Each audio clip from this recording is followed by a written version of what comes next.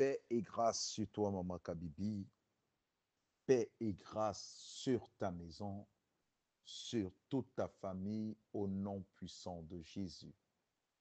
Que tout ce que tu es en train de faire, je dis bien tout ce que tu es en train de faire, que tous tes projets, qu'ils permettent à l'Éternel d'étendre sa main sur tes projets et qu'ils permettent à l'Éternel de te faire du bien afin que tu multiplies dans tout. Que la gloire du Seigneur soit avec toi. Sois pleinement béni au nom de Jésus. Et à tous ceux de la team, que l'Éternel vous bénisse et qu'il vous fasse encore du bien, qu'il vous accorde du bonheur et du bonheur. Vous êtes une team spéciale, une team merveilleuse. Que l'Éternel fasse en sorte que vous soyez des modèles partout où vous passez. Que l'Éternel vous embellisse. Que l'Éternel remplisse votre cœur de joie au nom puissant de Jésus. Que l'Éternel ôte la main de l'ennemi sur vos vies et que sa main demeure sur vous. Que sa gloire s'élève sans cesse sur vous au nom puissant de Jésus-Christ. Nous avons dit que cette semaine est une semaine d'enseignement sur la prière. Nous prions. Père, nous te remercions et nous te bénissons. Nous te rendons des actions de grâce pour cette semaine nouvelle que tu nous as donnée. Et nous croyons, Père éternel, que tu es avec nous. Nous croyons, Père éternel, que ton esprit est en nous. Et nous croyons que tu as choisi un peuple aussi nombreux pour t'écouter au travers de notre bouche. Que nous soyons un ce matin pour parler et que ce peuple soit un pour t'écouter. Merci de leur donner à partager au maximum, à liker aussi, Père éternel. Et merci de bénir tous ceux-là qui sont actifs, qui nous soutiennent moralement, spirituellement, matériellement et dans leur présence aussi. Que ton nom soit béni. Merci pour tout au nom de Jésus-Christ. Éphésiens 6, 18. Nous allons toujours utiliser ce verset. Il nous servira de base, ok? Que l'Éternel vous bénisse abondamment. Faites en tout temps par l'Esprit toutes sortes de prières et de supplications. Veillez à cela avec une entière persévérance et priez pour tous les saints. Ce qui nous intéresse dans ce verset, c'est que l'apôtre Paul dit ici que nous devons faire toutes sortes de prières. Et vous allez voir que c'est au pluriel en fait. Ceci signifie qu'il y a plusieurs sortes de prières parce que nous avons plusieurs sortes de difficultés, plusieurs sortes de problèmes. Et à chaque difficulté, il y a une forme de prière. À chaque difficulté, il y a une forme de prière, il y a une sorte de prière. Et si tu ne sais pas, si tu n'apprends pas dessus, tu vas faire la même prière à tout moment. Et c'est pourquoi vous verrez que vous n'avez pas suffisamment de résultats. Comme le sujet est tellement vaste, nous allons entrer dans son vif maintenant. La première sorte de prière que nous allons exploiter aujourd'hui, c'est la prière de la demande. C'est la prière de la demande. Matthieu 21, verset 22. Matthieu 21, verset 22. Tout ce que vous demanderez avec foi par la prière, vous le recevrez. Tout ce que vous demanderez. Il est dit demandez et vous recevrez. Ici, il est dit tout ce que vous demanderez. Ceci signifie quand tu es dans le besoin, tu dois demander. Ça, c'est ton droit. Tu as droit de demander. Personne ne dira que tu demandes trop. Personne ne dira que tu es mendiant. Personne ne te jugera parce que Dieu n'est pas comme les hommes. Aux hommes, plus tu demandes, plus ils te critiquent. Plus tu demandes, moins tu reçois. Même s'il a te donné, il te dira, tu exagères. Mais Dieu ne te dira jamais que tu exagères. Mais ce que Dieu attend de toi, c'est que tu exagères même dans la demande. C'est que tu demandes d'une façon exagérée. Parce que Dieu se disponibilise à te donner. Dieu se disponibilise à te donner. Il dit, tout ce que vous demanderez avec foi par la prière, vous le recevrez. Jésus dit, tout ce que tu demandes, si tu crois, tu reçois. Il dit tout. Il n'a pas dit le matin, le soir, mais tu dois exagérer dans ta demande. Marc 11, verset 24.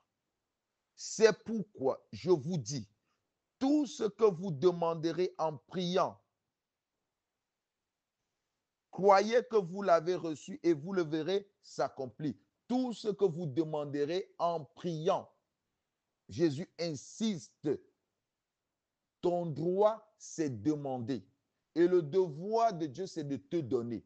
Et le Seigneur te donne quand tu le fais bien, selon les normes. Et c'est ce que je vais t'enseigner. Il y a certains éléments clés, certains éléments qui doivent accompagner une prière de demande. On ne demande pas en désordre. Tu dois savoir et retenir que Dieu est un Dieu d'ordre et tout doit se faire dans l'ordre. Il n'y a aucune personne sur cette terre qui va accepter qu'il y ait un désordre dans sa vie, même dans la façon de te parler. Tu ne vas pas accepter et permettre aux gens de te parler en désordre, de t'approcher, de s'approcher de toi d'une façon désordonnée. Personne n'admet cela. Alors la meilleure façon de bien s'approcher est d'apprendre comment je peux m'approcher. C'est d'apprendre comment je peux faire cette prière de demande. Apprendre comment je peux formuler cette prière de demande.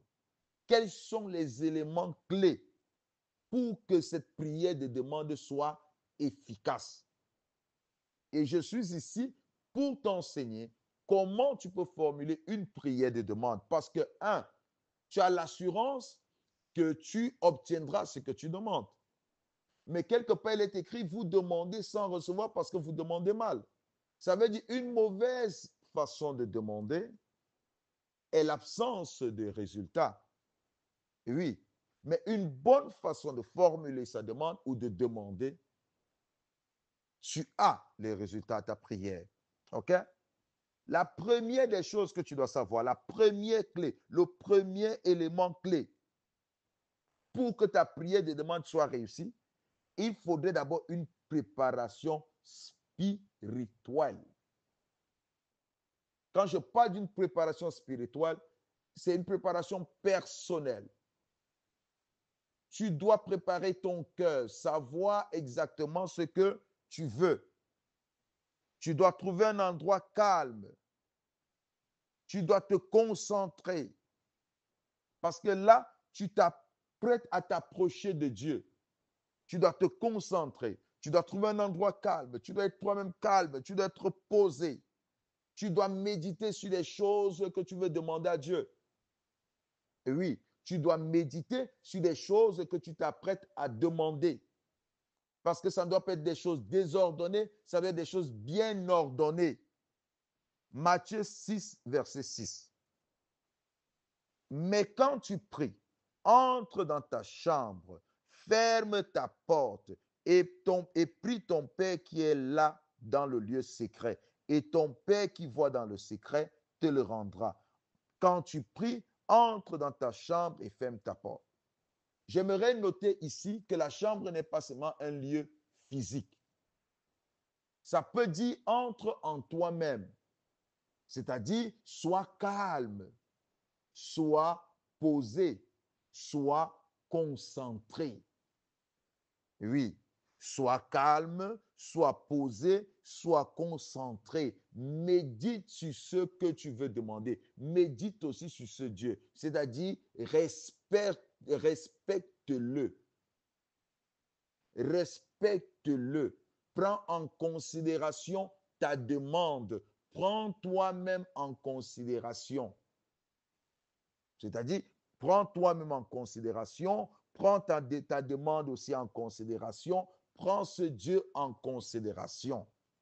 Ça, c'est une préparation spirituelle.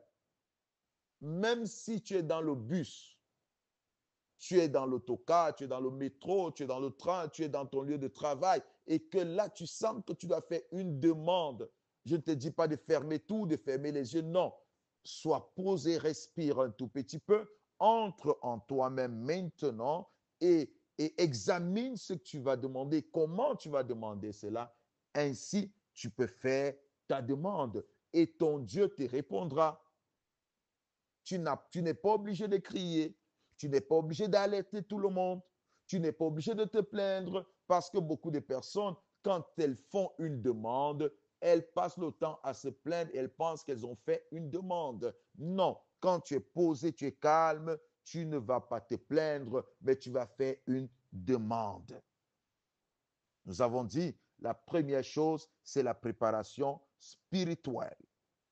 Le deuxième élément clé, c'est la clarté de l'intention. Oui. Pour qu'une prière de demande soit efficace, le deuxième élément clé est la clarté de l'intention. Tu dois définir précisément ce que tu souhaites demander et pourquoi tu demandes cela. Il est bon de formuler sa demande de manière claire et spécifique, en exprimant ses besoins et ses désirs avec honnêteté. Oui, je dis bien, il est bon de formuler sa demande de manière claire et spécifique. Il faut être clair sur ta demande. Qu'est-ce que tu veux exactement? Qu'est-ce que tu veux exactement? Exprime-toi librement. Explique-toi, exprime-toi clairement et sois honnête avec toi-même. Hein, sois honnête avec toi-même. Ne demande pas des choses dans le but de gaspiller. Tu sais que ces choses ne te seront pas utiles, mais tu le demandes parce que tout le monde demande. Non. Non. Tu sais que tu n'es pas prête pour le mariage, tu demandes le mariage. Tu sais que tu n'es pas prête à être soumise, tu demandes à Dieu un homme.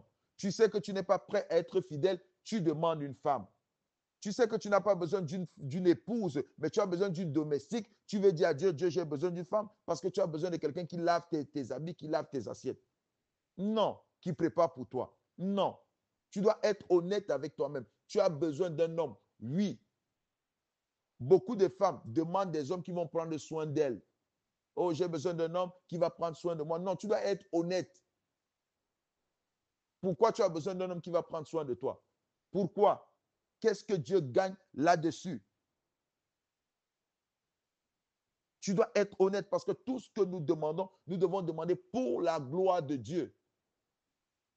Pour la gloire de Dieu. Demande pour la gloire de Dieu. Par exemple, nous avons Bartimée. Bartimée a dit exactement ce qu'il avait. Il a dit exactement ce qu'il avait besoin. Nous avons Luc 18, versets 41 à 43. Quand Bartimée a crié à Jésus, Jésus a demandé qu'on amène Bartimée vers lui. Alors il parle à Bartimée, il dit, que veux-tu que je fasse? Bartimée répondit, Seigneur, que je recouvre la vue. Et Jésus lui dit, recouvre la vue, ta foi, ça t'a sauvé. À l'instant, il recouvra la vue. Il recouvra la vue. Il a demandé avec exactitude, avec clarté ce qu'il avait besoin. Il n'a pas tâtonné. Beaucoup de personnes tâtonnent sur leur demande. Beaucoup de personnes ne sont pas claires sur ce dont elles ont besoin.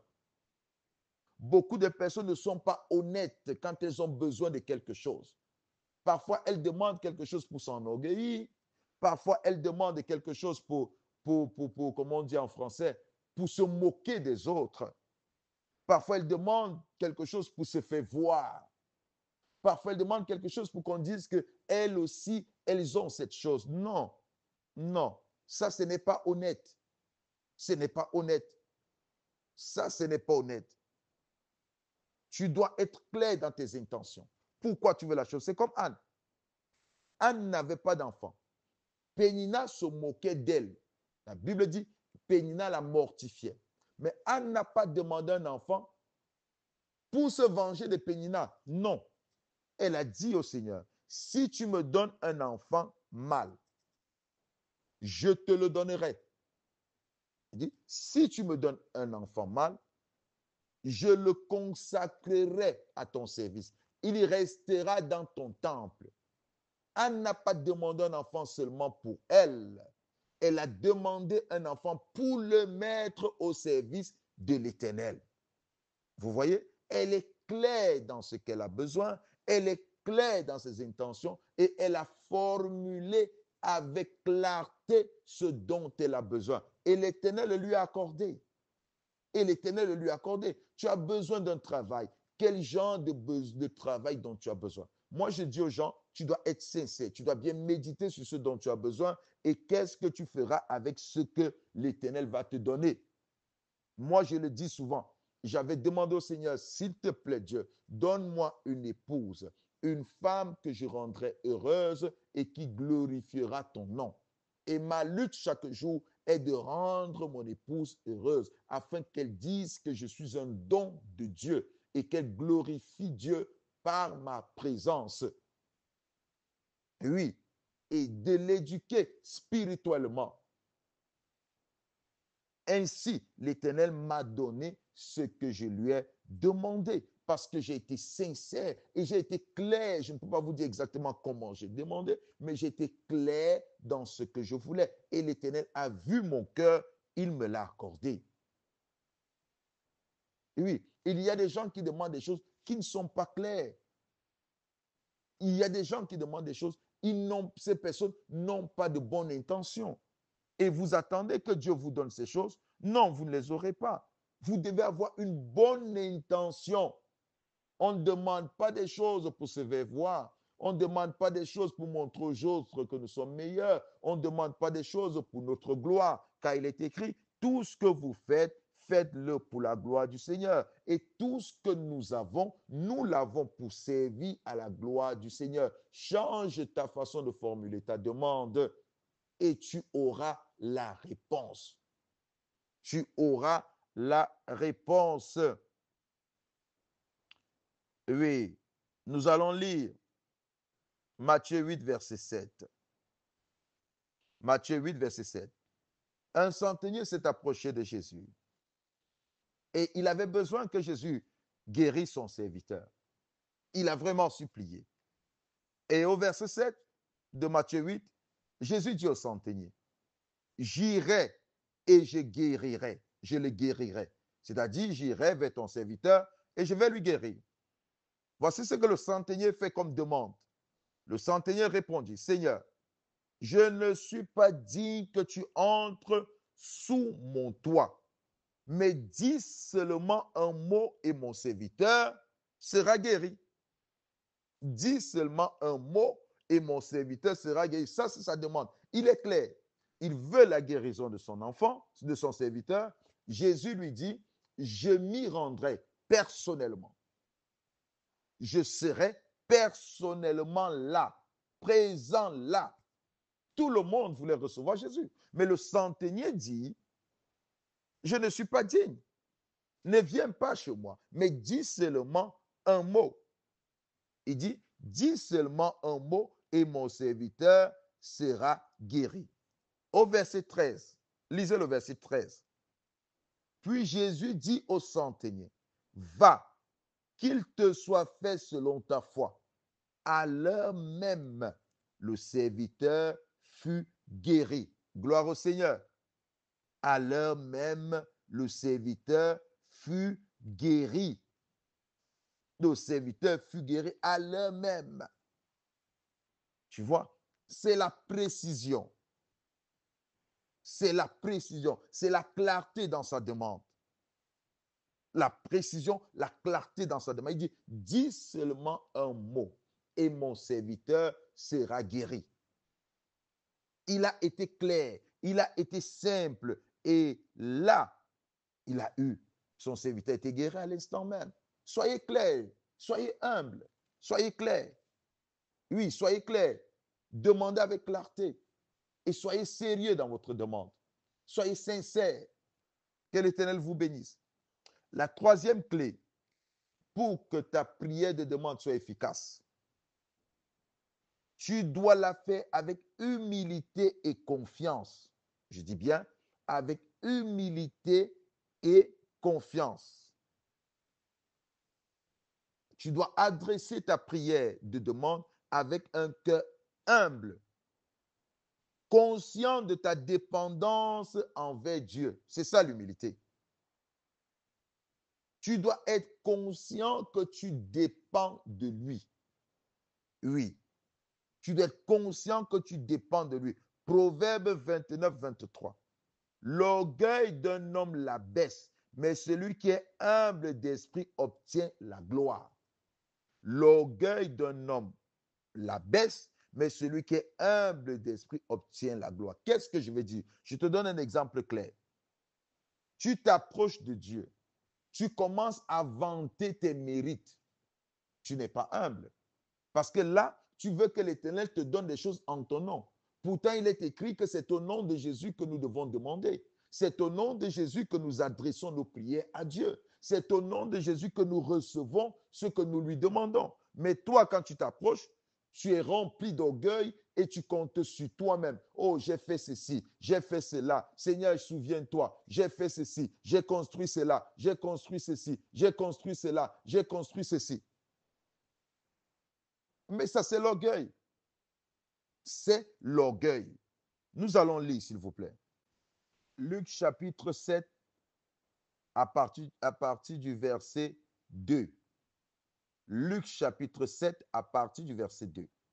Un centenier avait un serviteur auquel il était très attaché et qui se trouvait malade sur le point de mourir. Ayant entendu parler de Jésus, il lui envoya quelques anciens juifs pour le prier de venir guérir son serviteur. Ils arrivaient auprès de Jésus et lui adressaient d'instances supplications, disant, il mérite que tu lui accordes cela. Vous voyez? Il mérite que tu lui accordes cela. Verset 5. Car il aime notre nation et c'est lui qui a bâti notre synagogue. Il aime notre nation et c'est lui qui a bâti notre synagogue. L'orgueil. Ils viennent demander une aide à Jésus. Ils viennent demander à Jésus de guérir le serviteur d'un centenier, mais ils sont remplis d'orgueil. Allons au verset 6. Jésus étant allé avec eux, n'était guère éloigné de la maison, quand le centenier envoya des amis pour lui dire, Seigneur, ne prends pas tant de peine, car je ne suis pas digne que tu entres sous mon toit. Ça, c'est l'humilité. Il dit, ne prends pas assez de peine, car je ne suis pas digne que tu entres sous mon toit. Ne prends pas assez de peine. Je ne suis pas digne que tu entres sous mon toit. Mais les autres disaient, c'est lui qui a construit notre synagogue, il aime cette nation, c'est lui, il mérite que tu lui fasses ceci, il mérite que tu lui fasses cela. Mais lui dit, je ne suis pas digne. Je ne suis pas digne que tu entres sous mon toit. Ne prends pas la peine de venir. Je ne suis pas digne. Ça, c'est de l'humilité. Ça, c'est de l'humilité. Et vous devez être humble de cœur quand vous faites votre demande. Ne vous présentez pas devant Dieu comme si vous avez droit. Ne vous présentez pas devant Dieu comme si c'est à cause de vos œuvres que vous devez avoir ce que vous lui demandez. Non, ne vous présentez pas devant Dieu avec ces intentions. Quand vous formulez votre demande, soyez humble. Alléluia. Soyez humble, humble de cœur. L'humilité est très importante. Et autre point, ayez également confiance à Dieu. La confiance est importante. Vous ne pouvez pas demander quelque chose à quelqu'un en qui vous n'avez pas confiance. Et Dieu a horreur des personnes qui s'approchent de lui et qui n'ont pas confiance en lui. Par exemple, tu as besoin de quelque chose, tu le demandes à Dieu, mais tu vas chez les féticheurs. Tu demandes quelque chose à Dieu, tu cours vers les hommes. Comment Dieu? C'est que tu n'as pas confiance en lui. Quand tu as confiance à quelqu'un, quand tu le demandes à Dieu, reste chez toi et attends. Attends, parce que Dieu n'est pas un menteur. Jésus a dit, demandez et vous recevrez. Jésus a dit, tout ce que vous demanderez en mon nom. Il n'a pas dit tout ce que tu vas demander en ton nom, tout ce que tu vas demander selon tes œuvres. Il a dit tout ce que tu demandes en mon nom. Je te le donne. Oui. Psaume 37, verset 5. Psaume 37, verset 5. Recommande ton sort à l'Éternel. Mets en lui ta confiance et il agira. Voyez-vous?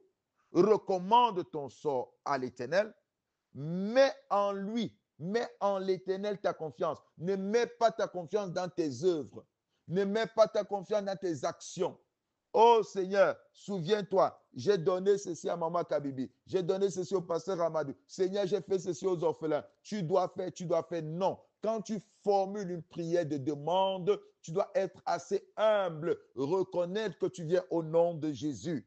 Reconnaître que ce n'est que Jésus, par le nom de Jésus, que tu as. Et mettre ta confiance en Dieu. Lui dire que tu sais qu'il est bon. Tu sais qu'il est miséricorde. Tu sais qu'il est puissant. Tu te confies en lui. Tu sais qu'il va te donner ce que tu lui demandes. Tu dois te confier à lui. Tu dois t'attendre à lui. C'est pourquoi il est écrit, mets en lui ta confiance et il agira. Si tu mets ta confiance dans tes œuvres, il n'agira pas. Si tu mets ta confiance en un homme, il n'agira pas. Mais si tu mets ta confiance en lui, Dieu, il agira. Que Dieu vous bénisse abondamment. Le psaume 40, verset 5 dit, heureux l'homme qui place en l'Éternel sa confiance et qui ne se tourne pas vers les hautains et les menteurs. Heureux l'homme qui place en l'Éternel sa confiance. Quand tu as besoin de quelque chose, quand tu formules ta prière de demande, tu dois être humble et confiant en l'Éternel. La première des choses, nous avons dit qu'il faut une préparation spirituelle. La deuxième des choses, on a dit il faut une clarté dans tes intentions. La clarté de l'intention. Il faut être clair et précis. La troisième des choses, nous avons dit qu'il faut être humble et avoir confiance. La confiance est très importante. Le psaume 40, verset 5 dit, heureux l'homme qui place en l'Éternel sa confiance. Heureux l'homme qui place en l'Éternel sa confiance. Quand tu formules ta prière de demande, tu dois avoir confiance en l'Éternel. Tu dois lui faire exagérément confiance. Tu dois lui faire exagérément confiance. L'étape suivante, c'est la soumission à sa volonté. Pour que ta prière de demande soit efficace, tu dois te soumettre à sa volonté. Tu dois être prêt à accepter sa volonté. Beaucoup de personnes font ce genre de prière et ne sont pas prêtes à accepter la volonté de Dieu. Là, c'est grave. C'est comme la prière de notre Père qui est aux cieux. Dit que ta volonté soit faite sur la terre comme au ciel. Que ta volonté soit faite. Dieu est souverain. Il peut te donner comme il ne peut pas te donner. Tu ne peux pas lui obliger, lui imposer quoi que ce soit. Tu dois être prêt. C'est aussi ça l'humilité. Quand tu es prêt à accepter sa volonté, ça c'est l'humilité. Et là, ta prière est efficace. Ta prière de demande est efficace. Tu dois être prêt à accepter sa volonté. Jacques 4 dit, Jacques 4, verset 7, soumettez-vous donc à Dieu.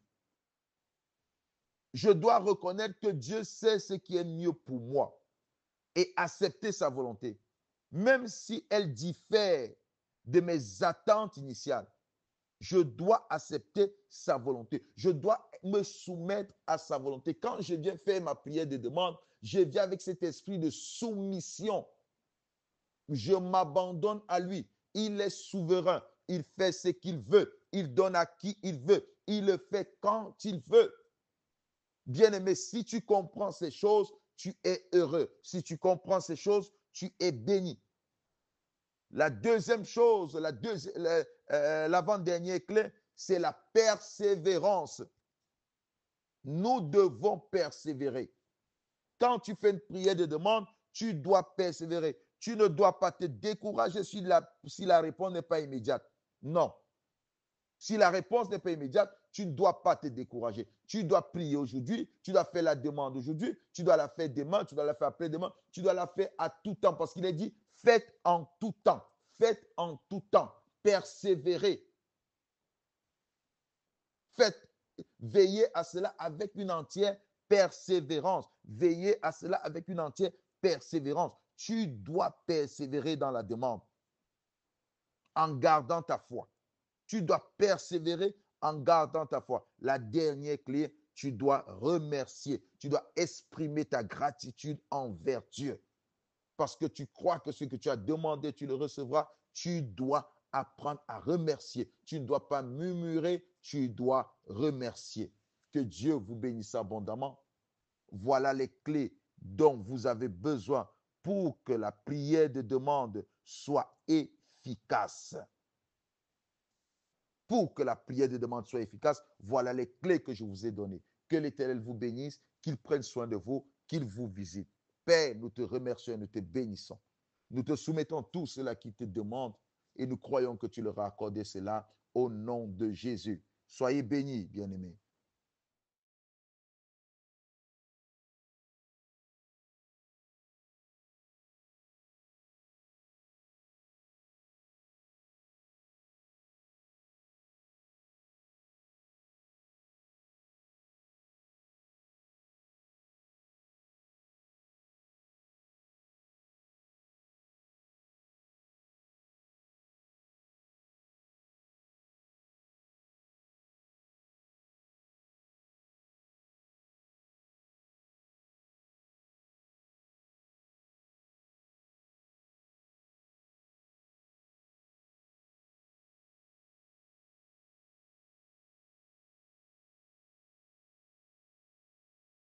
Je t'aime Seigneur,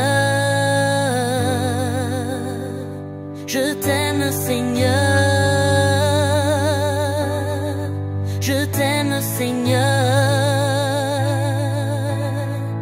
je t'aime Seigneur, je t'aime Seigneur, je t'aime Seigneur. Je t'aime Seigneur, je t'aime Seigneur.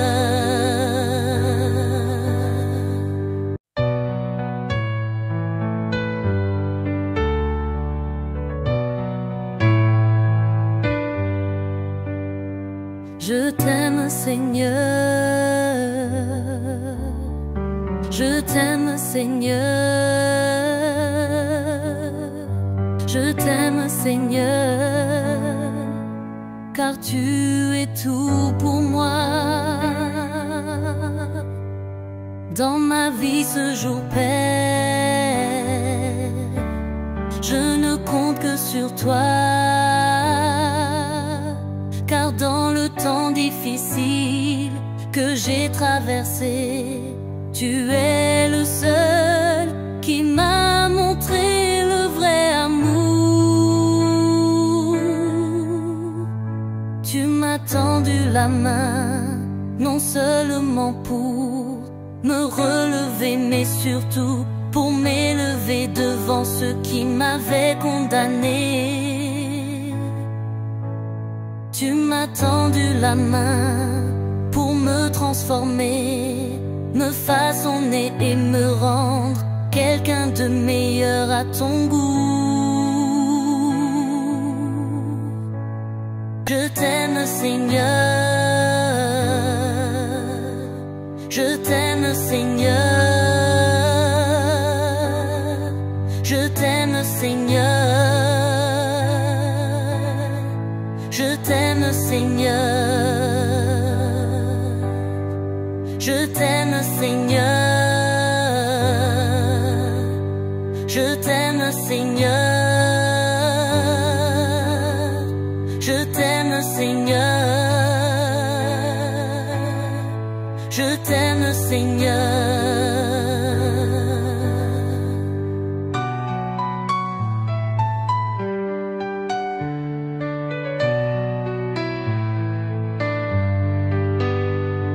Je t'aime Seigneur, je t'aime Seigneur, je t'aime Seigneur, je t'aime Seigneur, je t'aime Seigneur, je t'aime Seigneur,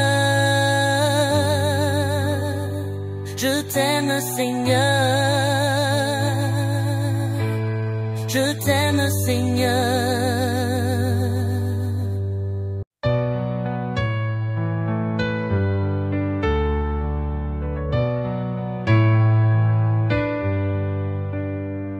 Je t'aime Seigneur, je t'aime Seigneur, je t'aime Seigneur, car tu es tout pour moi. Dans ma vie ce jour, Père, je ne compte que sur toi, car dans le temps difficile que j'ai traversé, tu es le seul qui m'a montré le vrai amour. Tu m'as tendu la main, non seulement pour me relever, mais surtout pour m'élever devant ceux qui m'avaient condamné. Tu m'as tendu la main pour me transformer, me façonner et me rendre quelqu'un de meilleur à ton goût. Un enfant dont tu peux être fier, oui. Ta présence dans ma vie a tout changé parce que tu es Seigneur. Je t'aime Seigneur, je t'aime Seigneur, je t'aime Seigneur, je t'aime Seigneur,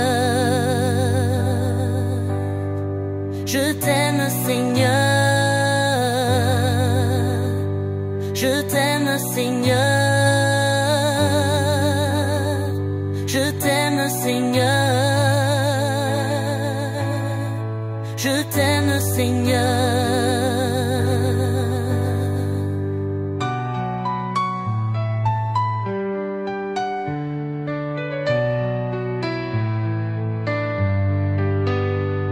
Je t'aime Seigneur,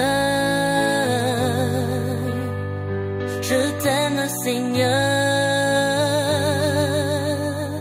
je t'aime Seigneur, je t'aime Seigneur, je t'aime Seigneur, je t'aime Seigneur, je t'aime Seigneur, je t'aime Seigneur.